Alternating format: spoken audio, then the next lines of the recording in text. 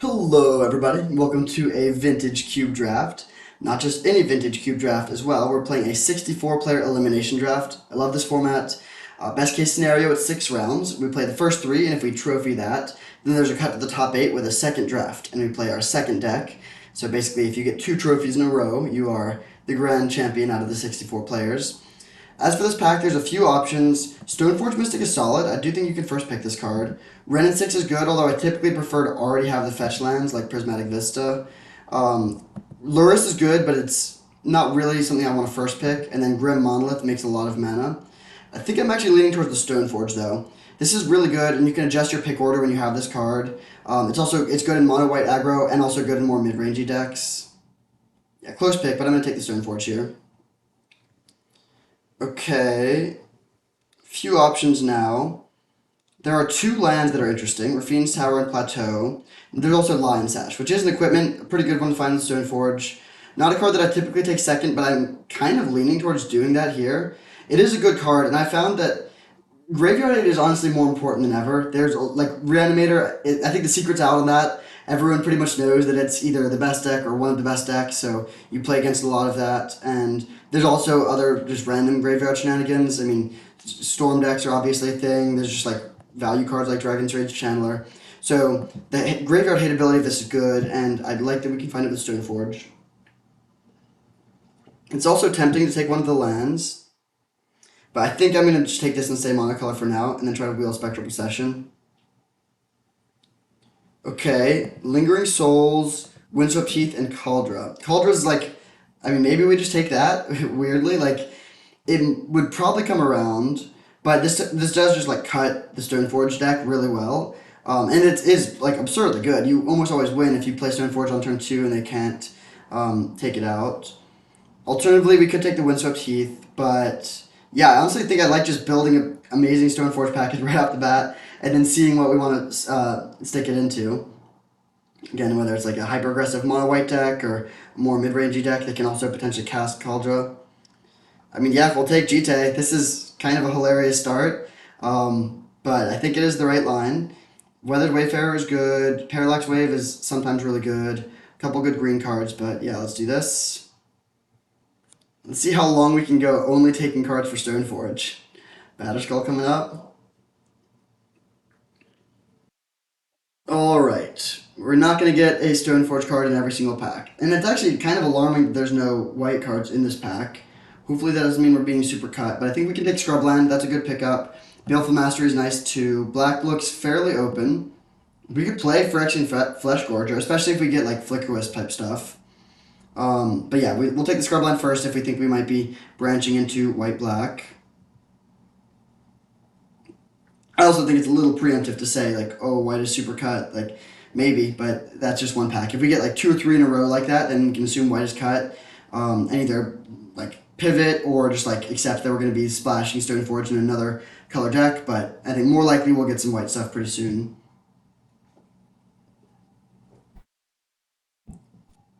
I do think black-white is actually a pretty solid color combination.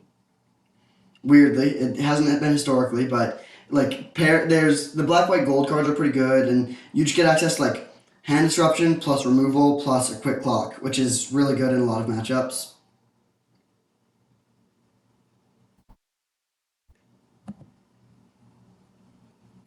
Okay, Lightning Reeves is another really good card for Stoneforge. There's also Silent Clearing and Inquisition.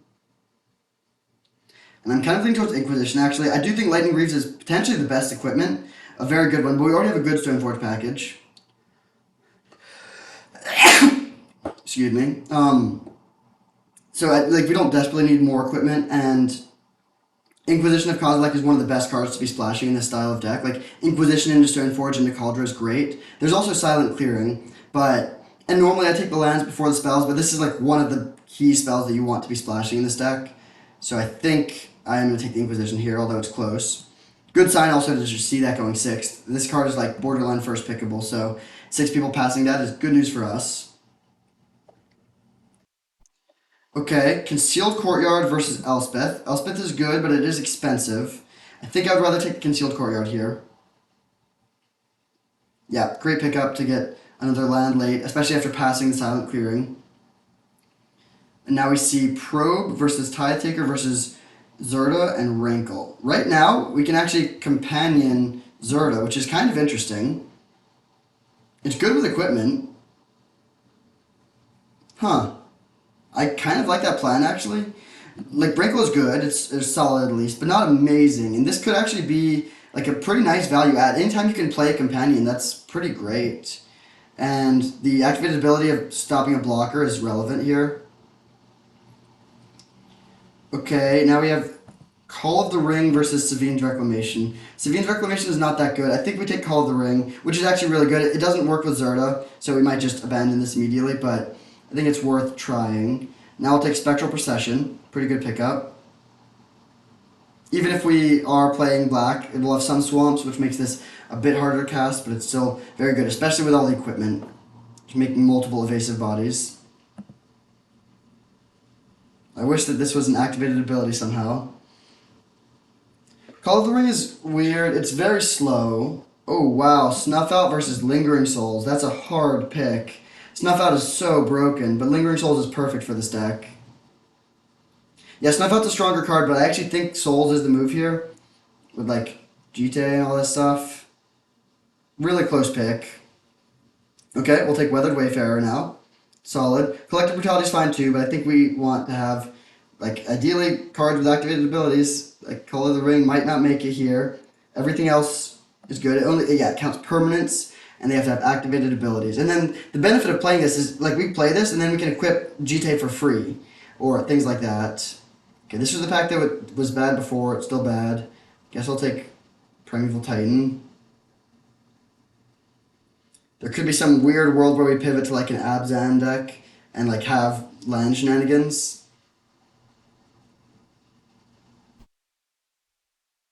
Like Enlightened Tutor, a card that we could potentially play.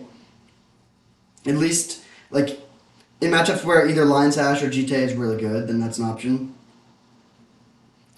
Okay, what do we want here? There is Library of Alexandria, Bone Shards. Student of Warfare is fine, but not amazing.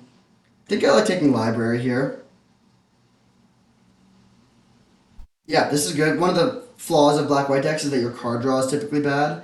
So you just, like, trade one for one, and then they run out of stuff before they do, but Library of Alexandria solves that nicely.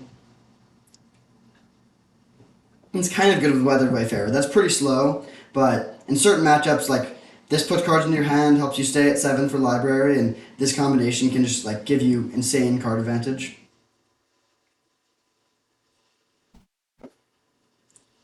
So let's talk about Call of the Ring a little bit.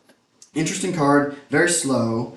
But what you want to do is be playing against a slow deck, and you play turn 1 creature, any creature, Weathered Wayfarer, turn 2 Call of the Ring, and then starting on your turn 3, you can pay 2 life to draw a card every turn, which is solid, and then you also get a Ring Bearer, which becomes, like, hard to block and loots and just does a lot of stuff, none of which is amazing, but all of which is decent. Okay, I think we take Figure of Destiny now. Good pickup. It has activated abilities, so it fits Zirda. Although, like, that, it doesn't work particularly well with Zirda, but still, it lets us keep our restriction. And we want to have some 1-drops here. We want to have a low curve, whether or not we're playing Call of the Ring. So, yeah, great pickup.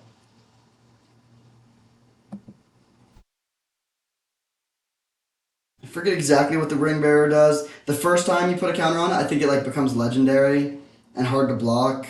Then it starts to, like, loot. It does a lot of stuff, none of which is amazing, but if you're a level 4 Ring Bearer, then whenever your Ring Bearer attacks, you get to draw and discard a card, which is nice. Whenever it deals damage to a player, they take 3 damage. When it basically gets Death Touch, too. It does a lot of, like, little things. Oh, wait a second. Misery's Shadow goes infinite with Zirda. Huh. It's not that amazing in general, but that's kind of sweet. I've never seen that interaction before. Vampiric Tutor's fine. Path is good. Path is what I would take if I didn't take Misery's Shadow here. And maybe we just assume that Misery's Shadow is going to come around, but, like, that's kind of sweet. Like, it's a totally playable card that also just has a casual infinite combo in our deck. It can maybe become a Soul Cauldron deck, although we're not yet. Do we think that Misery's Shadow is going to wheel, though?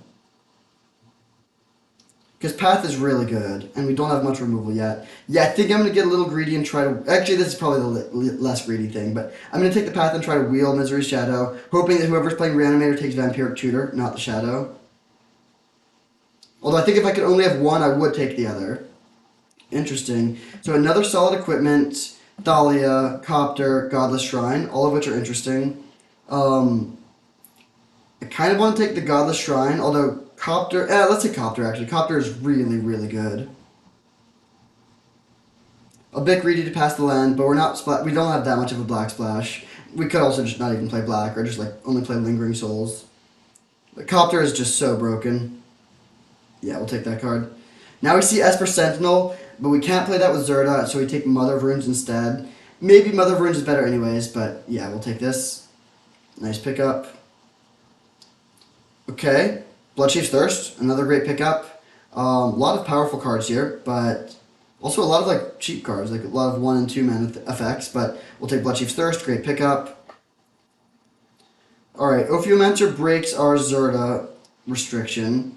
I think it's still the pick though, because everything else is not playable for us, but hopefully we get to play Zirda and then we won't play Ophiomancer.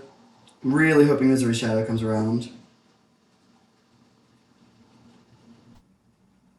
For Mirrodin would be really good. That's the equipment that we passed. I think it's a good chance it comes around, and I really hope it does. But this is a specifically good deck for it, where we have a lot of token makers. It's like, for Mirrodin's like a 2-mana 2/2, basically. It's like a creature right when it comes into play, like Cauldron and Lion Sash. And whenever it deals damage to a player, you, or whenever it attacks with one other creature, you get to make you get to draw a card, which is nice. Okay, Skeller does not fit the Zirda restriction, so it's between Usher and Evolved Sleeper, which is better. I think Evolved Sleeper, it's close. This is a bit less aggressive, but it definitely scales better in the late game. I think I'm going to take this, although it's very close. Student of Warfare, nice, although his Bone Shard's better. This is another thing that has activated ability, so we can play it with Zirda, but it doesn't work well with Zirda particularly. Kenrith is kind of interesting. All these abilities are pretty sweet if they cost 2 less, but it's just, I think we don't really want a 5-drop. I think I'm actually going to take Bone Shards here. Yeah, having cheap removal is good, and we have a lot of tokens to sacrifice to it. Okay, Teferi's great. Grave Titan is good. It breaks the Zirda thing, but maybe we just take it. Because I don't think we're splashing blue. I guess I'll take Grave Titan. Alright, I think the next pack is the one that had Misery Shadow. It might be the one after, but fingers crossed. Really hoping to get that Misery Shadow on the wheel, so we can have a pretty sweet infinite combo.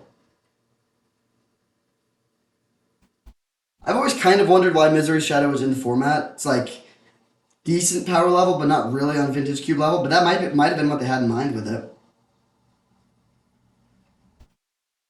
We also could be a Lurrus deck, but I think we passed Lurrus in pack 1. Maybe I'm remembering that wrong. But if we got Lurrus, that would probably be better than Zirda. Well, if we get Lurrus and don't get Misery Shadow, it's definitely better. Enlightened Tutor is becoming a bit better now that we also have Copter, but I still think it's not something we want in the main deck.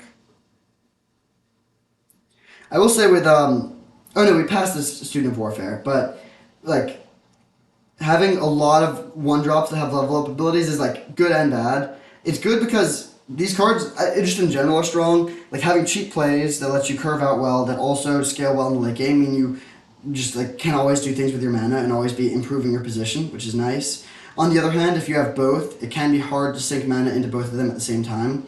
So they both are fairly mana hungry. Okay, I think we take Agatha's Soul Cauldron here, which is kind of interesting. It's good with all these level up guys. We're a little bit light on creatures, but I think this is good. And if we get the Misery Shadow, then it's great. Being able to give that ability to everything. Oh no, is this... Oh no, this... Well, we get the Glimmer Lens. That's nice. Very good pickup. Come on. What do we take over it again? Path? Yeah, I regret that majorly now that we've also gotten, like, Bone Shards, Bloodchief's Thirst. We have plenty of removal. Path, I wish I could trade you for Misery Shadow. That's a genuinely sweet way to build that. Like I get this. Yeah, we didn't get it. Bummer. That sucks. I don't think we're splashing blue. Guess we'll take this. Man, that is tragic. So what? Yeah, the thing that's tragic. Misery Shadow. 2/2 that you can pay 1 mana to pump it, which costs 0 with Zirda the Dawnwaker. So that makes us infinite mana, or infinitely strolling creature. But alas, we did not wheel it. Greedy to try to wheel it. Okay, Mana Vault's broken, but not really the best for this deck. Demonic Tutor's also broken, but once again, not the best for this deck. I think we just take Gideon here, actually. Yeah, Gideon's a great card.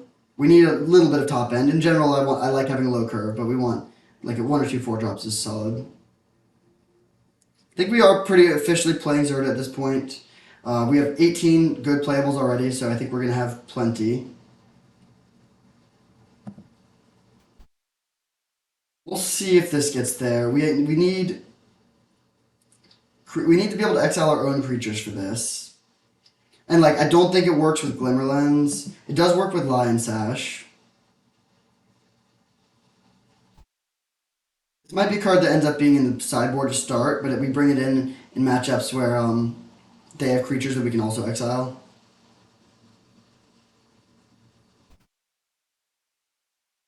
Man, I'm kicking myself for that.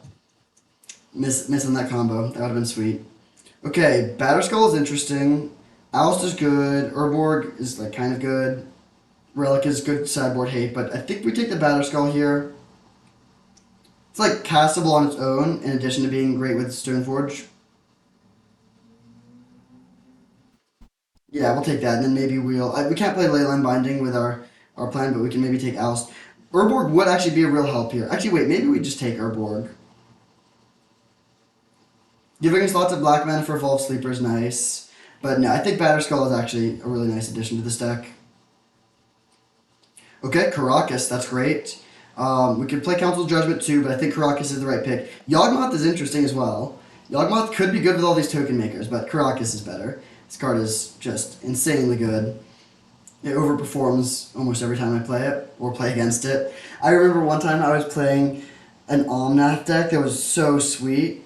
I had like Omnath, Uro, like I forget all the creatures now. It was a while ago, but I had like 5 or 6 different really sweet legendary creatures, and they just bounced them all, and I just couldn't do anything, and I lost that game.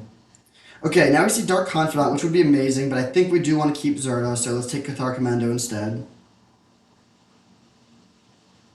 Yeah, a lot of good cards for us in this pack, but we'll take the Commando. And this is nice. I mean, giving all of our creatures the ability to sack to destroy. Like if we play this, if we're playing an artifact deck and we use this, blow up their artifact, play Soul Cauldron, then play Lingering Souls, we can just turn like all 4 of our flyers into naturalizes or disenchants.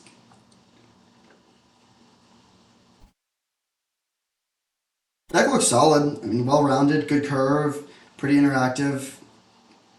The only card here that we can really play is Infernal Grasp. Once again, not doing a blue splash. Although weird to see 4 blue cards and 2 blue lands in the pack this late. But yeah, we'll take Infernal Grasp, which is pretty good. I like having a lot of removal in creature decks.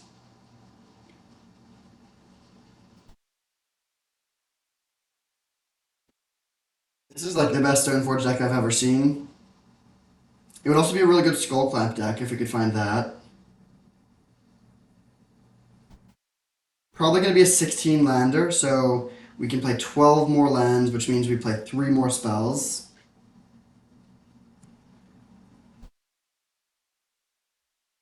Thoughtseize, that's incredible. Elspeth would be good too. Tenacious Underdog, I think, would break our restriction, but yeah, definitely taking Thoughtseize. I love having access to Thoughtseize plus Inquisition. This deck has lots of good interaction. Soul Cauldron might not be making it right now with only 7 creatures.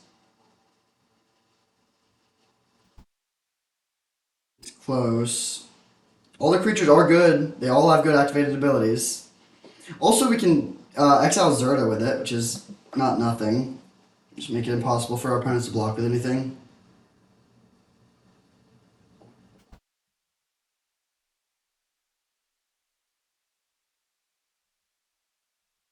We have a lot of living weapons. We have five equipment to find with Stoneforge. It's kind of wild.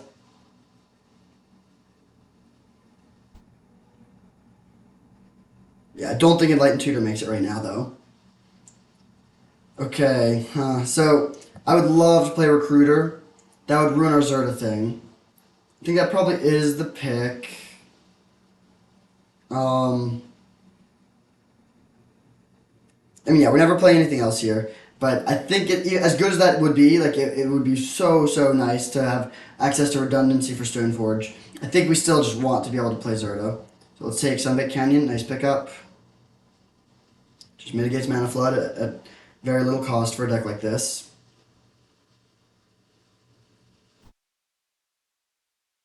Um, okay, Guardian Scale Lord breaks the Zerta thing. Una's Prowler's fine. I mean, weird to play this in a non-reanimator deck, but it just has a 3-1 flyer that's solid. Now we can take Urborg, which I'm happy about. Outland Liberator would be nice with Soul Cauldron, but not right now. So we need one more play. Oh, yes. Okay, actually, wait, yeah, that makes Agatha Soul Cauldron good. If we can turn all of our things into Yawgmoths with, like, Lingering Soul, Spectral Procession, that's sweet. Let's take more Graveyard Hate for matchups where we need that, but not play it in the main deck because we're definitely playing Zerda at this point. We're a little bit light on creatures for Soul Cauldron, but I think it's still fine. This deck looks sweet. We have Inquisition Thoughtseize for hand disruption. We have Bloodchief's Thirst, Bone Shards, um, Path, Infernal Grasp for removal. Just like a good low curve. Yeah, I think this deck is sweet. I haven't really played a deck like this before. I think 16 lands is correct. There's even an argument for 15 because our curve is quite low, but we have Karakas and Library for some value lands and Sunbait Canyon, and like our fixing is only okay. Yeah, this deck looks really sweet. All right, let's finish this deck. So we're gonna sort by color, pretty even, a little bit heavier on the white. We also have one active. Yeah, I mean in terms of our activated abilities, they're kind of even. Figure of Destiny makes us want to have a lot of white. Yawgmoth makes us want to have a lot of black. Kind of is a wash. Okay, so let's see if we did this. Definitely don't need a mountain.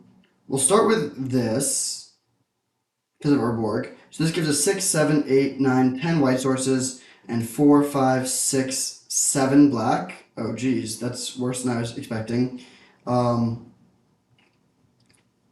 9 white, 8 black. And we're playing, we only have 2 duels and we also have a colorless land. So it makes sense that our mana base is not great. I think this is how we want to do it.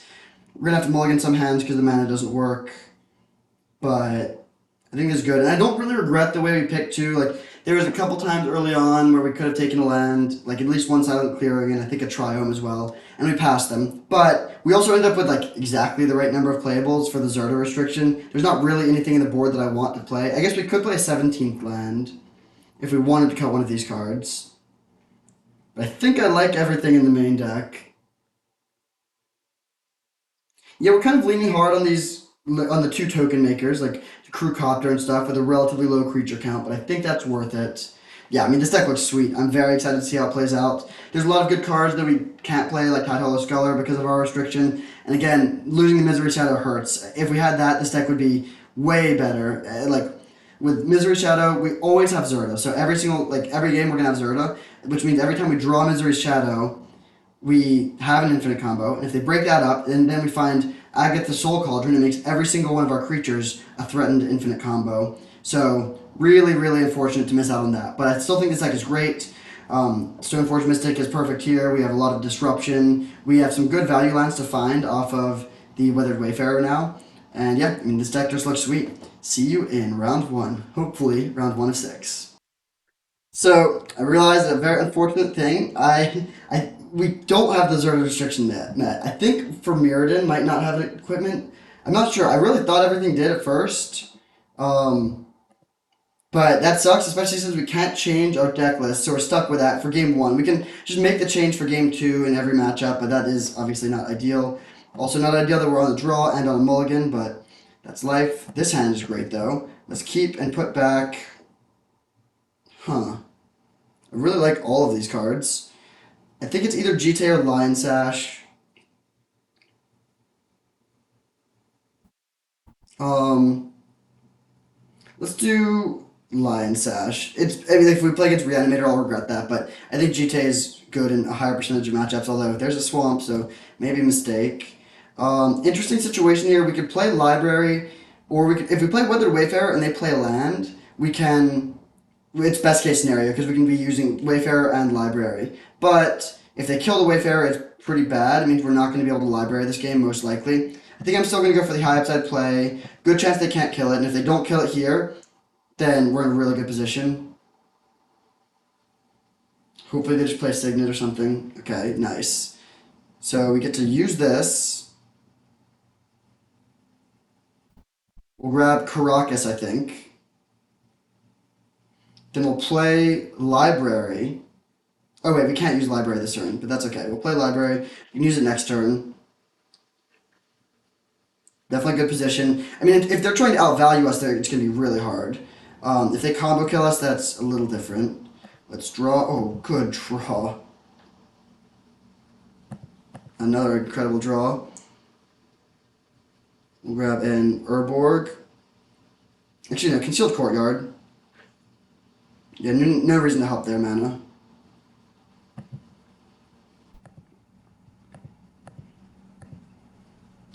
I think I'm going to Inquisition first. There's actually an argument for Thoughtseize here, but I think it's worth it to Inquisition. Okay, interesting. Their hand sucks. Let's take the combo card. Yeah. So they can kill our Weathered Wayfarer if they find a black source. Don't care too much about that. They find a tapped black source. Yeah, we're just absolutely going off here. So let's use this again. Grab Sunbaked Canyon. Then we'll play land. Do we want Thoughtseize plus Mother of Runes here, or play Copter first? I think I actually like playing Copter here. Their hand is not good. I don't really care if they kill this Weathered Wayfinder at this point. So let's get the Copter down. This is sweet. We don't have Zirda, but who needs it?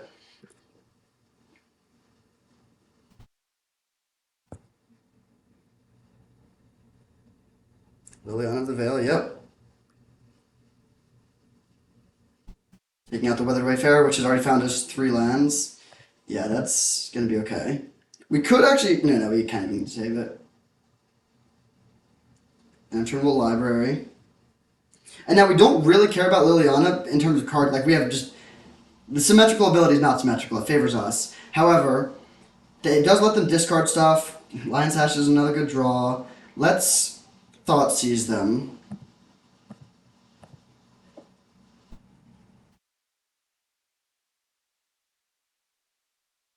If they just tear us under this, that's fine. Okay. Do they just have lands? No, they have Grief. Alright. So let's play Caracas. Draw a card. And then do we play the Lion Sash and the Mother of Runes? If we play just Lion Sash, we get to hold up the ability to activate it, which I think is worth it.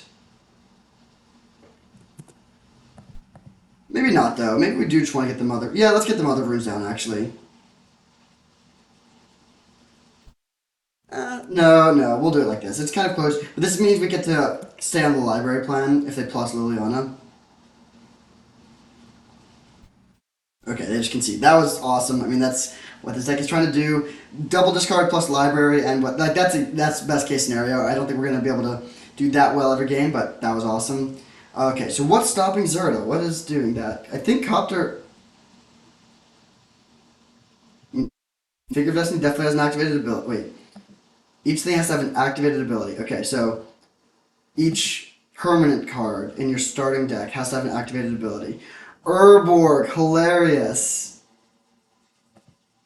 Wow, I didn't even realize that could happen, but fair enough. Alright, we'll cut the Urborg. That sucks. I mean, yeah. Losing out on Zirda in game 1 could be tough. We obviously won that one, so there's only 2 more games where it could be relevant, but yeah, now Zirda's restriction is met. Usually these things say non-land, but yeah. And I should have known because it's a thing in Modern that you can't play this card with Urza's Saga. Urza's Saga gives itself abilities, but it doesn't on its own have abilities. So that's why this card is a lot less popular in Modern, and so gotta watch out for those lands. But all the other lands, like this taps for planes. That's its activated ability, so that's fine. All right, well we'll make that change for every matchup. We probably won't do any other sideboarding for any matchup. We could bring in Graveyard Trespasser if we wanted to just give up on Zirda, but I think Zirda is worth it here basically. If we see more of their deck, we could make a change because we could also bring in Imperial or Recruiter of the Guard, which can find Lion Sash. So that would give us 3 ways to hate on their graveyard. Ooh. The old Spectral Procession, double Swamp Hand. Pretty awkward. Very high upside. Like, we have our best card in the matchup. I think I'm going to keep. It's sketchy for sure. If we might, this hand has a fail rate, but we have an interactive spell. We have Lion Sash. Yeah, if we draw a white source in our first couple draws, this is nearly perfect. And if we draw like black spells, it's fine. It's really only bad if we draw like 4 white spells in a row. Weathered Wayfarer was maybe the worst draw.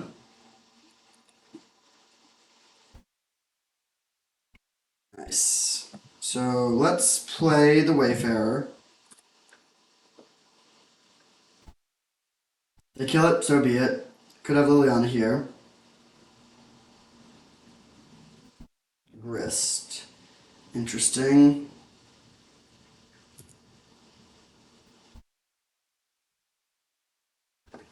That's pretty good. Drawing Swamp there is pretty bad. We could get Concealed Courtyard. Yeah, I think Concealed Courtyard is the pick. We need white sources. And then do we want to play Lion Sash or Figure of Destiny? I think I'm going to play Lion Sash because it's more mana efficient. They're going to kill it probably, but they're going to kill it no matter what. Yeah, I think that's fine. If they're minusing the Grist, then they're going to have lower loyalty. It'll be easier to kill it with our Spectral Procession, stuff like that. So they take out the Lion Sash. If we find Agatha's Soul Cauldron, we can turn everything into Lion Sash. Interesting. I think it's better to play. Well, using Weather Wayfarer to get another white source seems really nice. I think I'm gonna do it. It's close. This might be a little overly greedy, but I really like the idea of having enough white sources and just like in this sort of matchup in particular, just fighting the resource battle. I'll take.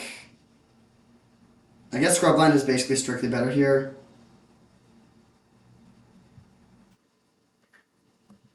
We can't play Spectral Procession, but we can play Figure of Destiny and then pass holding up the ability to level it up or to cast Infernal Grasp on something.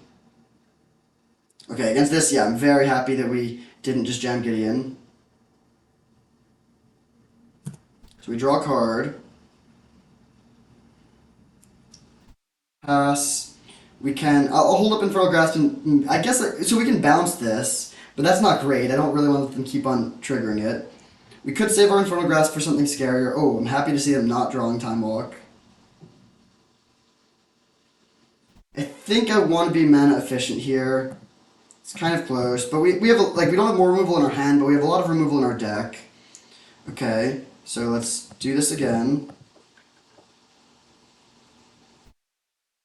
We'll get Sunbaked Canyon now. I think this turn we play Gideon. Actually, maybe Spectral Procession is better.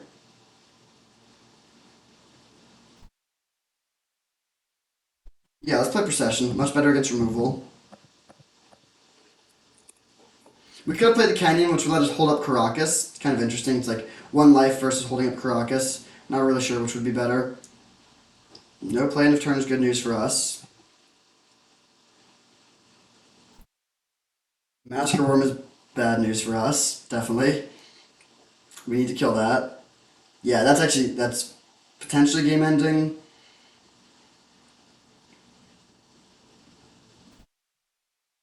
Go to 9. Evolve Sleeper, so... Alright, we're going to play Gideon and play Evolve Sleeper.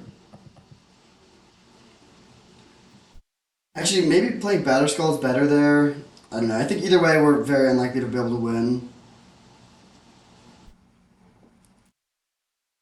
Alright, that's alright. I think this should be a good matchup. We can win games 2 and 3. Massacre Worm is a beating, though. That card is very good against us. Recurring Nightmare, that wins. They can just cycle through Massacre Worms and beat us. So, what do we want to do for game 3? Any changes? I don't think so. Could play Enlightened Tutor. Could also cut Zirda and bring in Recruiter plus Graveyard Trespasser. Maybe that's correct.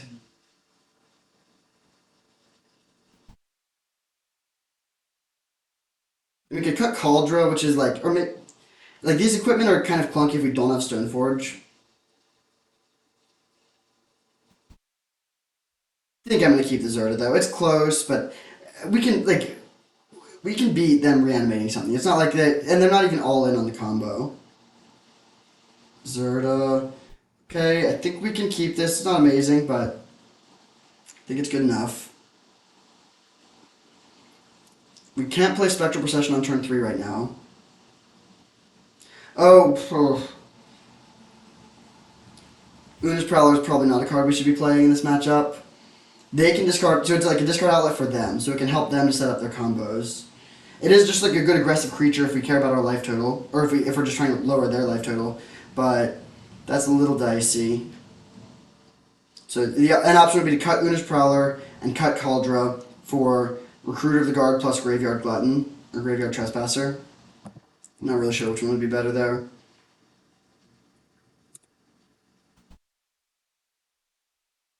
Silent Clearing is an interesting start.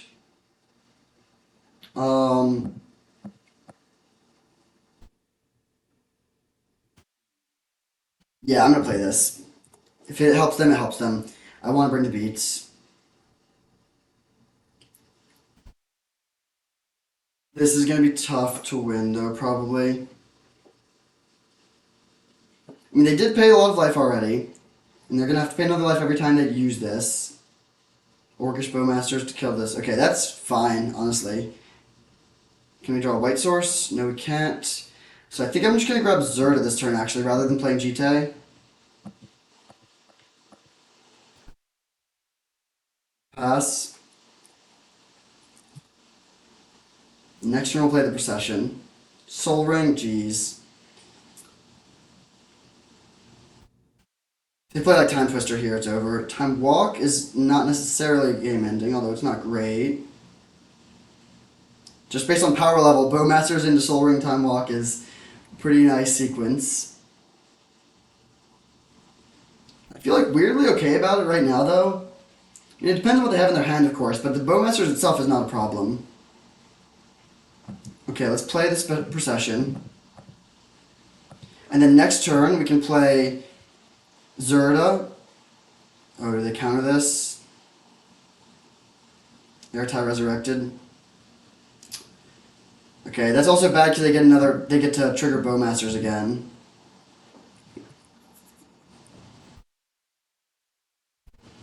We're taking 6 here, but Lingering Souls was a perfect draw.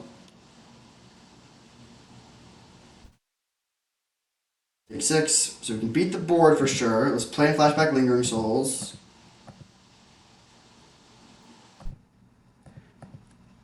They are pretty far away from Massacre Worm. They won't attack with the Bowmaster. They'll probably attack with Airtie, and I think I will accept that trade. 4 mana. Uh-oh, what is this? Metamorph copying Bowmasters? That's really not scary. They should have probably copied Airtie Resurrected. Interesting. Okay, let's double block this, take 4. And then we can get Jite going, and Jite can swing this pretty quickly. Yeah, we can beat the board very easily. Evolve Sleeper, another good draw. We'll play land, play Zirda. Actually, let's play the Jite first, so we can immediately equip.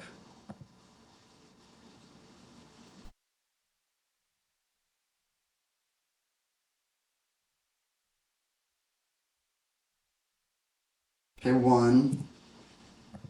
Attack, and then we can kill both of their Bowmasters. I think I actually want to kill them right now, so they can't respond with like a ancestral. Like if they, yeah, they just can't respond with anything. And I will trade the Zirda for the Orc here if they offer that exchange. I guess this line is worse against Recurring Nightmare. Recurring Nightmare makes us want to just let them just pass back.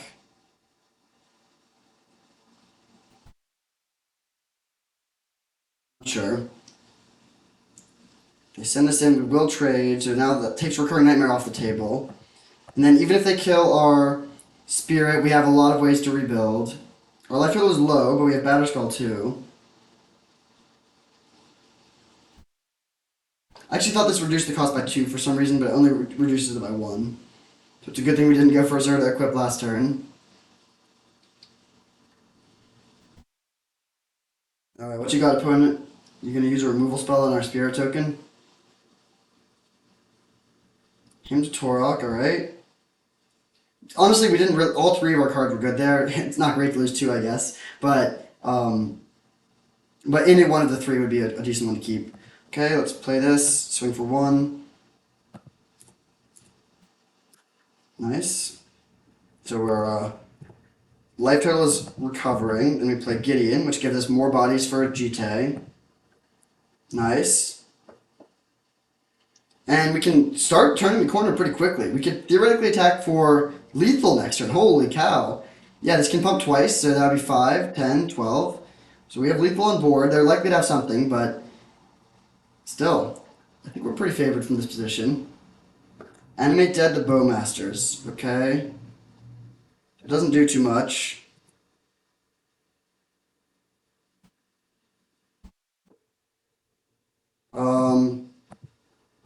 Just gonna kill this now. And I think I'm fine with them taking out this. We could save our Spirit for a GT counter.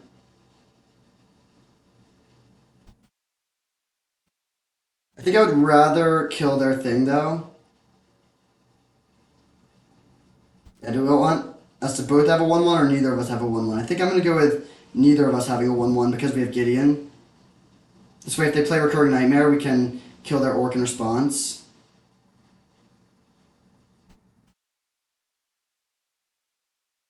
Nice. Take the right line, get rewarded.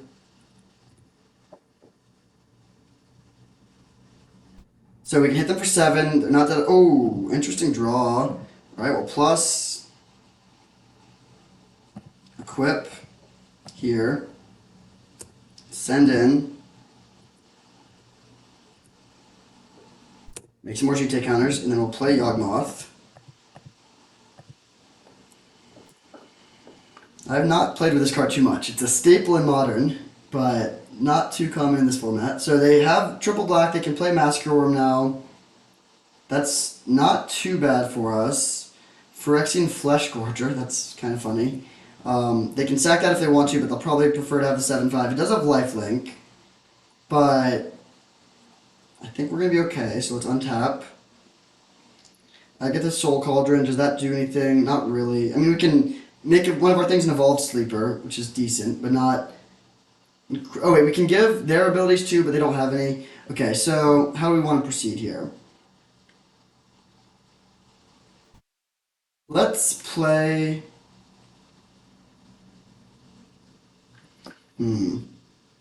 So, this is Ward. We can't really pay 7 life a bunch of times. If we animate, they have to block the Gideon. What if we just animate and attack with everything? Say they block the Yawgmoth, they would take 10 and gain 10. So they can't block... No, they would take 11 and gain 10 and go to 10. So they can't block Yawgmoth. So they have to block the Knight, which turns that into a trade. Oh yeah, they definitely can't block Yawgmoth because we also have the Caracas to bounce our own thing. So let's go... I get the Soul Cauldron.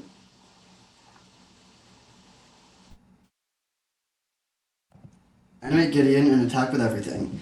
And let's just confirm, this is going to gain them 7 life, so they're going to go to 10. If they block this, they die. So they have to block with one of these, which will make it a trade.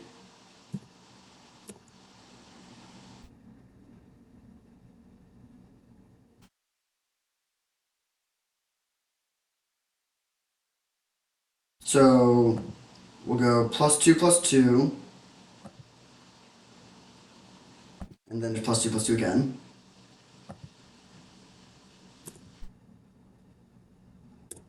Get our GT counters back, and we'll just equip this to here and pass. And then if we want, we can go end of turn this into a Evolve Sleeper, and oh, we can make its base power toughness 2/2, which actually makes it worse. That's kind of hilarious. But it would make this into a cleric. Oh no, it's already a cleric. Let's go. That's hilarious. So it's already a cleric, so we can just immediately go to the second level here and make it a 3/3. Which I guess we should have done. Wait, yeah, could we have just one? No, we could have pushed 2 extra points of damage if we had done that. So a slight misplay. Could have put them to 1, which would turn off Silent Clearing, but I think it's still pretty much GG here. I guess any creature they play is a Phyrexian Flesh Gorger. What? Wait. Oh. Oh, okay. I think I was like joined. Okay, I think that's fine. All right. What do you have? Silent Clearing. Fair enough. We can also use this. This is just Graveyard Hate too. I forgot about that, but we can just exile. If they try to bring something back, we can exile it with the Soul Cauldron. Exhume. Interesting. I think we just let this happen. I think yeah, we can take out one of their things, but that doesn't seem amazing.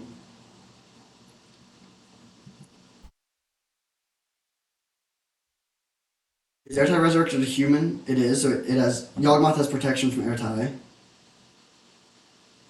Oh, you know what? They probably get back Bowmasters, and then they can.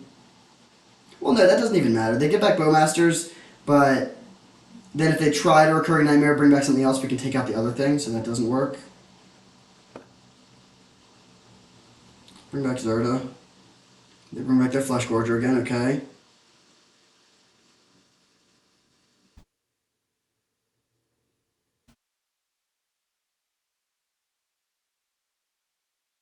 Then if they sack this, we will exile whatever they try to get back.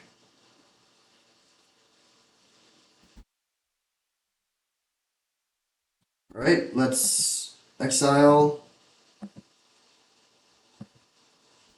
I think Airtie resurrected here. Go counter here. Then we'll untap. Oh wait, we can just make it so the creature can't block. And it takes 0, or it takes 1 mana. Wait, what? I feel like that should take 0 mana, but whatever. Oh! This is fine, but it's funny.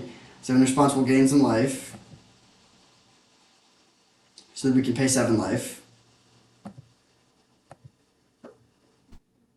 I would be shocked if they had a burn spell here.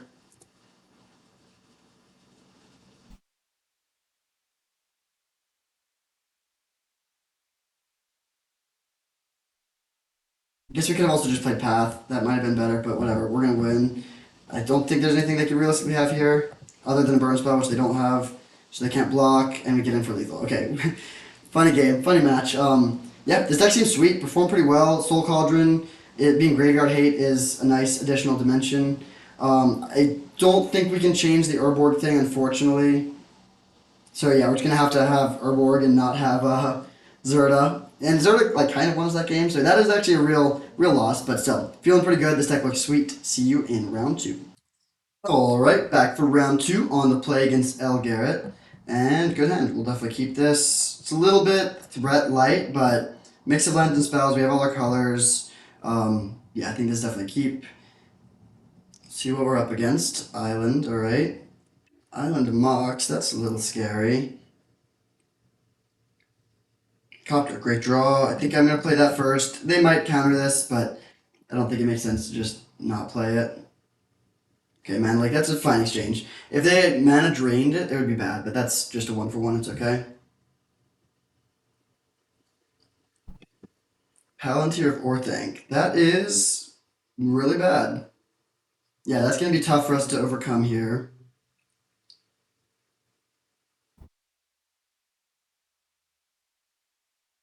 Do we have good answers to it? Not really. We have ways to kill creatures. I'm not gonna let them draw one. We'll take this. Take three. That's okay. Rabble Master, interesting. Um, okay, we'll play GTA and pass. We need to find a land. Every land in the deck should be untapped at this point, though, with the concealed courtyard already in play.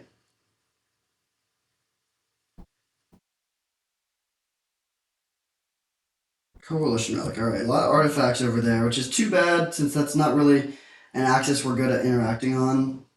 I'm not gonna let them draw a card again. I'll take damage here. Soon we'll need to start letting them draw cards, but I'm not gonna have them draw one. We take one. That's not bad.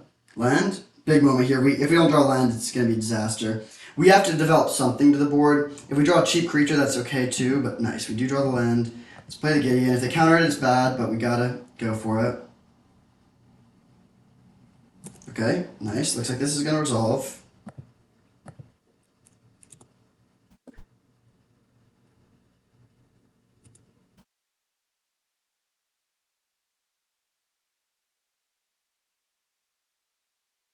Playing something big here. We do have Bloodchief's Thirst, but we don't have double black yet. Itali, I mean, we can bounce that, but that's a kind of a problem. Although they didn't have very good things. That's good. So, what are we hoping to draw here?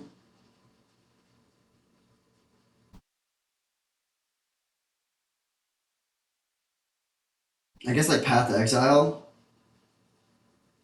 Path this, Bloodchief's Thirst this, Animate Gideon, equip Jite, hit for 7.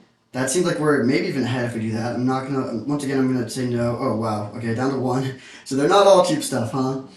Okay, Bone Shards is interesting. That's, oh, we don't have double black though. I think it's fine though, so let's cast Bone Shards, discarding Yawgmoth.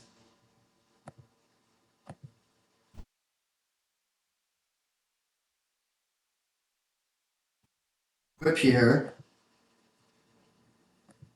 Animate Gideon, and swing for 7.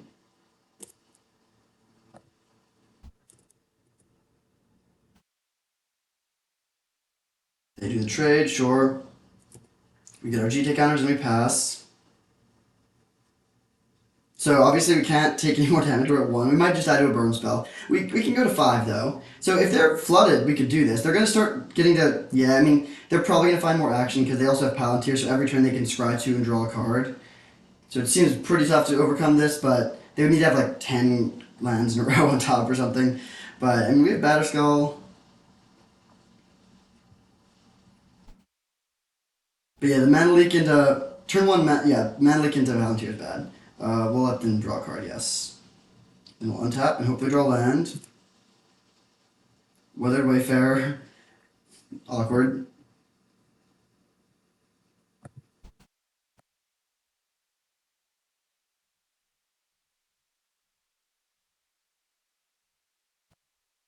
Up here. And I think we're threatening lethal next turn. Archok, alright, you got me. Maybe it's a little preemptive to concede, but I don't think there's a path to actually winning from there. I should have not conceded there still, but that's alright. Urborg out, Mount Swamp in. We're going to lose that game, but we can win games 2 and 3. Should be a pretty good matchup. Palantir is good against us, but we have a lot of removal to break up the twin combo. We also have Caracas, and we get to be on the play here. Hopefully they don't have a Mox again.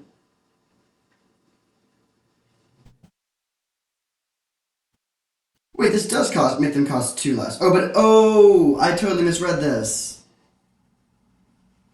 This effect can't reduce the mana in that cost to less than 1 mana. Damn, okay, so that actually does not go infinite. It can't make something cost 0, so it doesn't go infinite with a shade. That makes me feel a lot better about passing that. In fact, they just don't interact at all. That sucks. This card would not be too powerful if it let them cost 0, in my opinion, but oh well.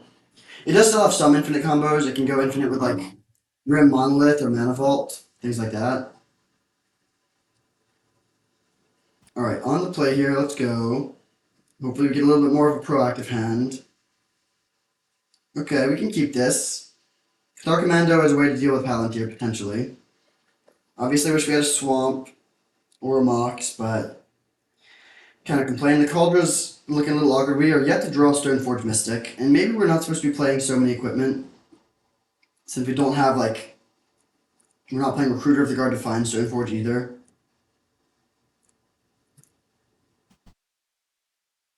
Go, alright. Swamp, nice. Let's just play the Copter though.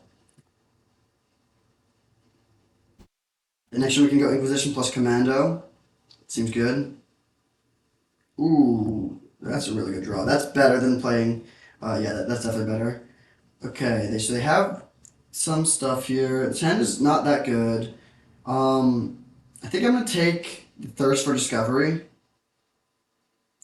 Maybe that's too greedy though, and we're supposed to just take the combo. No, let's take Thirst for Discovery. I think hitting their card draw is worth it here. We're gonna play Stoneforge. If they don't kill it, we can put Cauldron into play. If they do kill it, that's fine. Let's grab, I think, Glimmer Lens actually. Yeah, I'll grab a Glimmer Lens. First time ever trying this. And then we'll equip, or crew rather. Our hand's actually pretty good, so we might discard what we draw. Caracas, interesting. Honestly, I'm gonna discard the Cauldron. Funnily enough, if we untap with Stoneforge, like I'll sort of wish we had it, but I think we still are in a great position. And like Deceiver Exarch is good against the Cauldron. Yeah, I was expecting them to do that. So we lose our dude. That's fine. So let's play Glimmer Lens.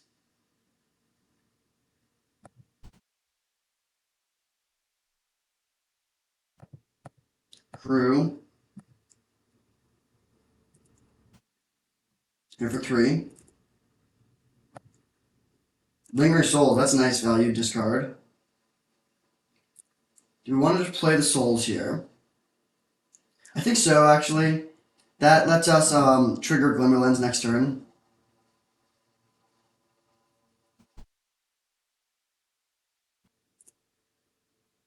So let's go Crew. Time to go to combat. They'll probably tap our Rebel. That's fine. But they tap the Copter. Wait, this? Yeah, so we're gonna get to trigger our thing. That's nice.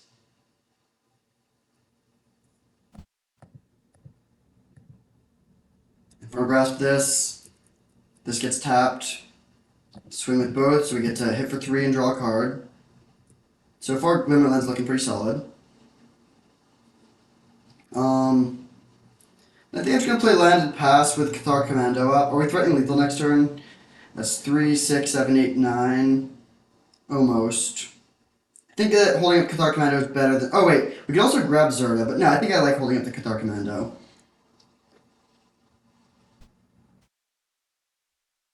If their plan is just to try and stabilize with Worm Coil, we'll be able to beat that. Nice. So, game 2 is a lot easier than game 1. So, they have. Worm Coil is good to know about. We have Path to Exile as a really clean answer to it, but that's it. There's a possibility we could pull off their combo, which would be awesome. If we just like kill their. Oh wait, no, we don't have something to untap. We could copy their Kiki potentially, but that doesn't quite do it. I don't think we make any changes here on the draw. Yeah, I'll just run it back.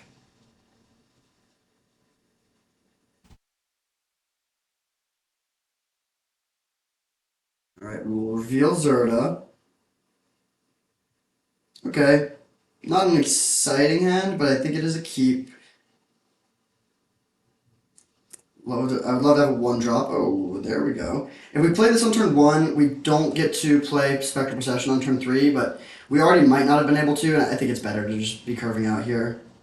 Interesting. Ooh, good draw. So we're going to attack first, so if they block... Like, I don't want to spend a mana on this, but I will do that if they block. Right. And we'll play Stoneforge Mystic. I don't think we need to get Cauldron if we already have Batterskull, so let's get Jite. And then pass.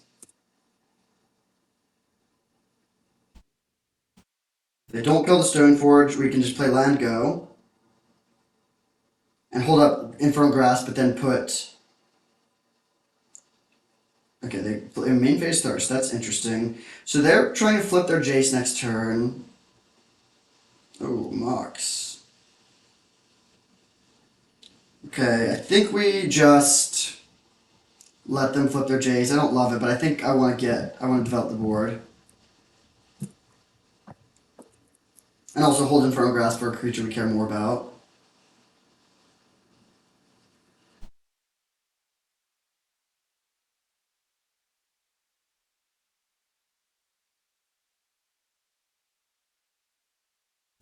Alright, so they're not flipping their Jace this turn.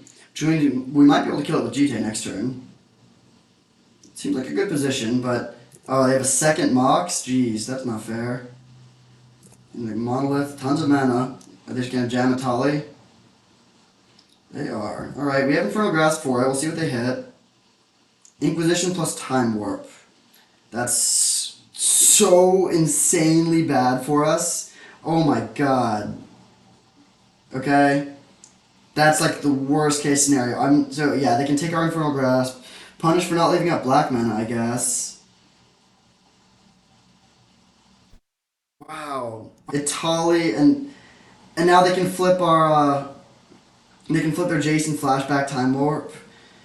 Jesus Christ, that's such a bad swing. Hardcast Itali on turn 4, yeah. I think that's gonna be enough to take us down, unfortunately. They can time warp again. And then they can flip Itali.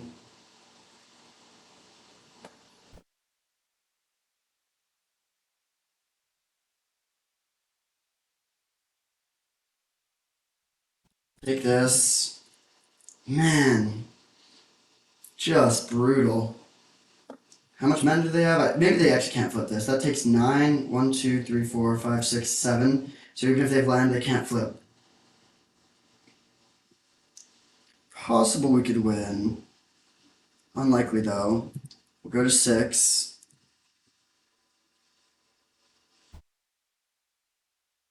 Okay, don't care too much about that.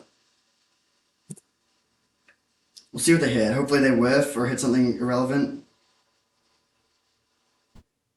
Man. The run may end here. Double Mox is tough to overcome. If we had Cauldra instead of Batterskull, we would be in a great position because Cauldra can block Itali.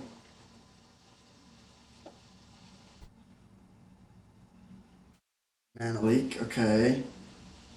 Into Palantir.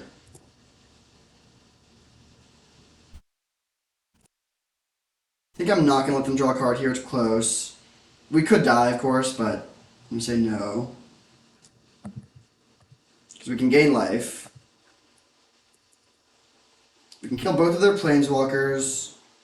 Bone Shards! Oh my goodness, that was a good draw. Yeah, now we're actually just ahead. Wow. So, let's go Spectral Procession plus Bone Shards. And we can kill all 3 of their things and hit them for 1 with Stoneforge. I'm going to start with this just to make sure it works. Because they don't have mana leak up right now. So we're sacrificing a creature. Okay.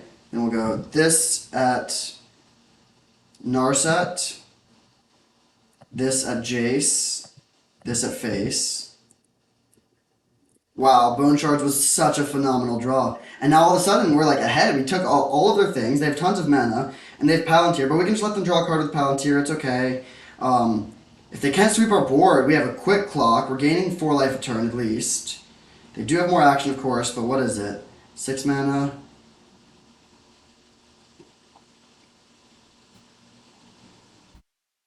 We can plane equip GT next turn, which stops the combo pretty well. Although, if they have Deceiver Exarch, they can top whatever we put the GT on.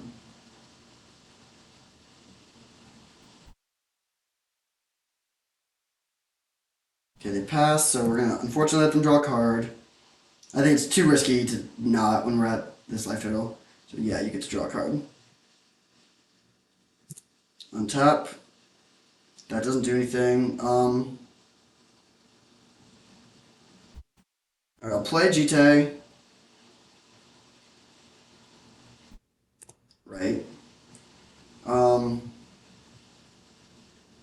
think we just bring the beats.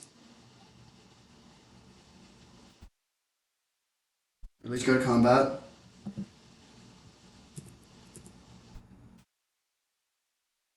Two, three, four, five, nine. So we could push an extra damage, but I don't think that's worth it.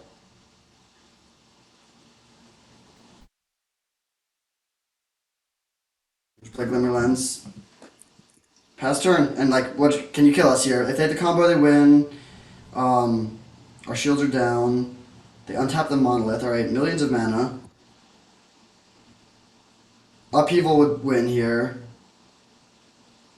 Ugin. Does that win? Probably.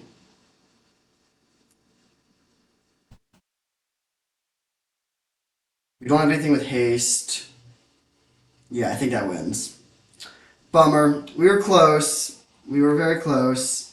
Take a draw step just in case there's something I'm not thinking of. Like, what are we hoping to find? Maybe... I'm not going to let you draw a card. We go to 0. Alright, GG.